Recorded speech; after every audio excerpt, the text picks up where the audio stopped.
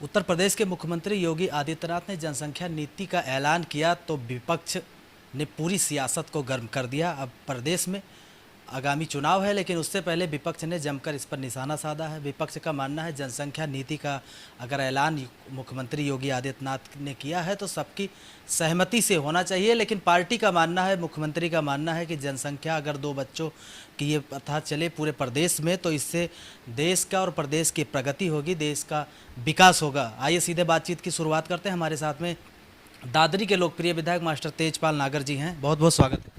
सबसे पहला सवाल यह है कि प्रदेश के मुखिया ने जो ऐलान किया है जनसंख्या नीति का, किस दिशा से समझते हैं?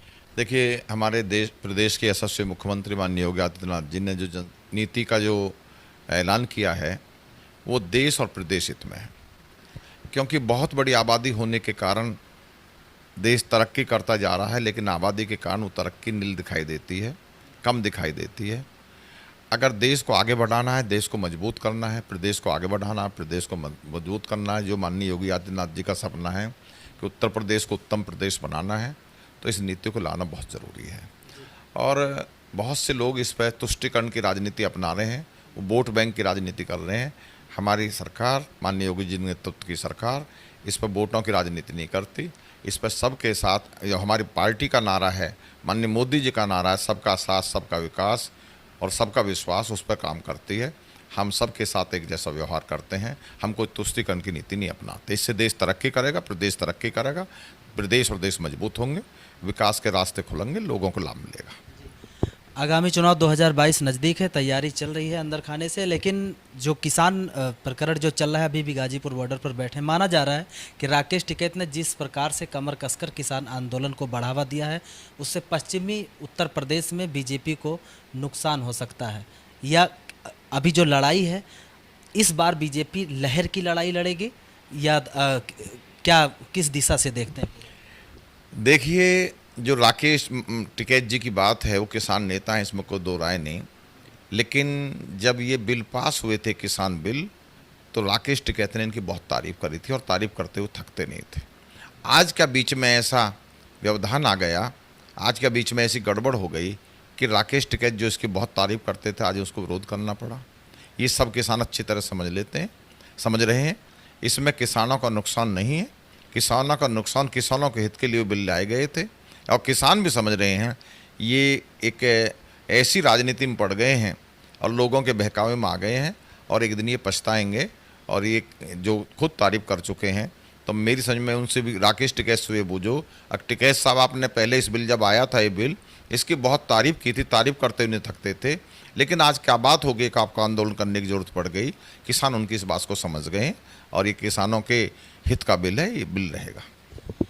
बीजेपी सरकार कह रही कि कोरोना में हमने बढ़ चढ़कर देश को जो संकट था वो टालने का काम किया है, लोगों की मदद की है, लेकिन विपक्ष ने इसको निशाना बना लिया है, विपक्ष ने एक मुद्दा बना लिया है आने वाले चुनाव में। विपक्ष कहता है कि कोरोना में बीजेपी सरकार फेल रही। देखिए, बीजेपी सरकार कोरोना में पास हुई है, और विपक्ष का जो आरोप है, विपक्ष तो पहले भी आरोप आरोप लगाते थे, भ्रम फैलाते थे जनता में। मैं उनसे पूछना चाहता हूं कि उन्होंने अपने और अपने परिवार को क्यों लगवाई वैक्सीन? वो अफवाह फैला रहे थे। और ये हमारे यशस्वी प्रधानमंत्री माननीय मोदी जी और प्रदेश के यशस्वी मुख्यमंत्री माननीय योगी जी, जिनकी तारीफ कोरोना से लड़ाई लड़ने के लिए WHO ने भी की है, तो ये तो बेकार की अफवाह फैला रहे हैं। सबको मालूम है, वैक्सीन के बारे में आपने देखा, वैक्सीन के बारे में खूब अफवाह फैलाई थी। इनका तो काम है, इन पर मुद्दे रहे नहीं, इसी तरह के मुद्दे इन पर राजनीति करेंगे, जो बेकार के मुद्दे उन पर राजनीति करेंगे। और ये कोरोना काल में, जब कोरोना का समय चल रहा था, तो घर से बाहर निकले नहीं, कोई सेवा इनने करी नहीं। हमारी पार्टी का प्रत्येक कार्यकर्ता, प्रत्येक जनप्रतिनिधि इस कोरोना काल में, जब कोरोना वैश्विक महामारी कोरोना चल रही, दूसरी लहर भी चल रही थी, पहली लहर चल रही थी, तो सड़कों पर था, जनता के बीच में था, जनता की हर तरह सेवा करी। और हमें विश्वास है, हम वैक्सीन के द्वारा इस कोरोना से मुक्ति पाएंगे, कोरोना को हराएंगे और भारत को जिताएंगे। उत्तर प्रदेश सरकार ने प्रदेश के मुख्यमंत्री योगी आदित्यनाथ जब CM नहीं थे, प्रदेश का चुनाव था, तब जो सबसे बड़ा जो एजेंडा था वो राम मंदिर का था। अब राम मंदिर की भी नींव डल गई है और वहाँ पे काम भी शुरू है।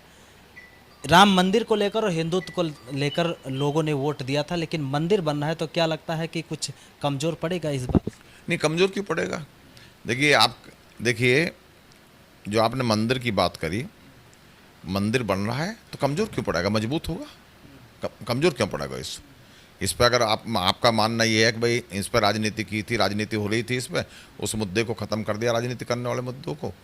और सबसे खुशी की बात यह है कि माननीय न्यायालय के द्वारा, माननीय सुप्रीम कोर्ट के द्वारा ये ख़त्म किया गया और कोई भी विरोध किसी भी तरह से, किसी भी समुदाय में कोई विरोध ना हुआ।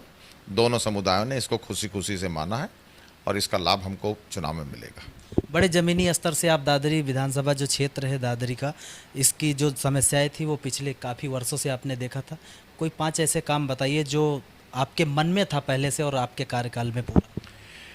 देखिए, पहला काम जब मैं चुनाव लड़ रहा था 2017 का, तो मैंने देखा कि दादरी और ग्रेटर नोएडा, जो ग्रेटर नोएडा दादरी का हिस्सा है, वो कट गए थे। कट इसलिए गए थे कि ओवरब्रिज का काम चलने के कारण, जो रेलवे लाइन है उस पर ओवरब्रिज का काम चल रहा था, रास्ता बंद हो गया था। बाईपास जो बनना था, तिलपता बाईपास कंटेनर के सामने से निकलता है, वो 1 किलोमीटर के करीब जीटी रोड से जुड़ा नहीं था। दादरी से ग्रेटर नोएडा जाने के लिए और ग्रेटर नोएडा दादरी आने के लिए कोई रास्ता नहीं था। किसानों ने हाई कोर्ट से स्टे ले रखा था। हमारी सबसे बड़ी उपलब्धि है कि उस रास्ते को हमने हाई कोर्ट के स्टे के बावजूद भी उसको जनता के हित में खुलवाया और हमने एनटीपीसी ज़मीन दिलवाई और रास्ता चल रहा है। ये बड़ी उपलब्धि है। दूसरी उपलब्धि जो देखेंगे, मुझसे पहले, बनने से पहले कोई सड़क ओडीआर में नहीं थी। ओडीआर का मतलब है सड़कों का चौड़ीकरण होना, सुदृढ़ीकरण होना, ये नहीं थी। लेकिन पिछले 2017 से पहले कोई सड़क ओडीआर में नहीं थी। आज मैंने 7 सड़कें ओडीआर में करा दी हैं। 3 पे काम हो चुका है, 4 पे, और इसके अलावा 5 सड़क और हैं। इस तरह से 9 सड़कें मैंने ओडीआर में करा दी हैं। मैं कोशिश करूँगा कि 5 सड़क जो और हैं उन पर भी काम हो। मैंने कौन कौन सड़क कराई है? नंबर 1, हरिश्चंद्र के बाग से खेड़ा धर्मपुरा, दुर्राई, दुजाना, कचेड़ा, महावड़, बम्बावड़, कुड़ीखेड़ा के मध्य से होती रायतपुर, आकलपुर होती है एनटीपीसी तक चली गई है। ये सड़क ओडीआर की हुई है। बहुत 27 करोड़ रुपए करीब इस पर लागत थी। एक सड़क मैंने कराई। दूसरी सड़क मैंने दादरी से जारचा होती हुई जीटी रोड लोहल्ली के पास जाकर खुलती है, दूसरी सड़क ये कराई। तीसरी सड़क मैंने दुजाने से चलती है, दुजाने से चल करके अच्छेजा जाती है, अच्छेजा से चल करके सदल्यपुर जाती है, सदल्यपुर से वैदपुरा जाती है, वैदपुरा सैनी सुनपुरा, सुनपुरा से खेड़ी बढ़ौता, खेड़ी 2 पुल हैं इसमें, उनका चौड़ीकरण कराया। और नेक्स्ट सड़क मैंने जो बिसरक मोड़ जिसे कहते हैं, जो छपरौला के पास से जाता है और रोजा जलालपुर के बीच से होता है 130 मीटर तक, इसका चौड़ीकरण और शुद्धिकरण कराया। 2 काम तो ये हैं सड़कों के। और तीसरा काम मैंने माननीय शिवपाल यादव, जब माननीय अखिलेश जी की सरकार में पीडब्ल्यू मंत्री थे, तहसील दादरी में आए थे और घोषणा करके गए थे कि हम जो है इस नहर की पटरी पे, जो नगर पालिका के सामने से लेकर के जीटी रोड से लेकर के जो रेलवे रोड सतीश पेट्रोल के पास तक जाती है, वो पहले बनी थी कभी बहुत पहले, लेकिन वो टूट गई। उस पर मोटरसाइकिल कार का चलना तो अलग है, पैदल चलना भी उस पर आसान नहीं था, पैदल नहीं चल पाते थे लोग। उसको बनवाने का काम मैंने किया। चौथा काम, मैं दादरी में एक राजकीय बालिका इंटर कॉलेज लाया हूँ, जिसका निर्माण कार्य तेजी से चल रहा है।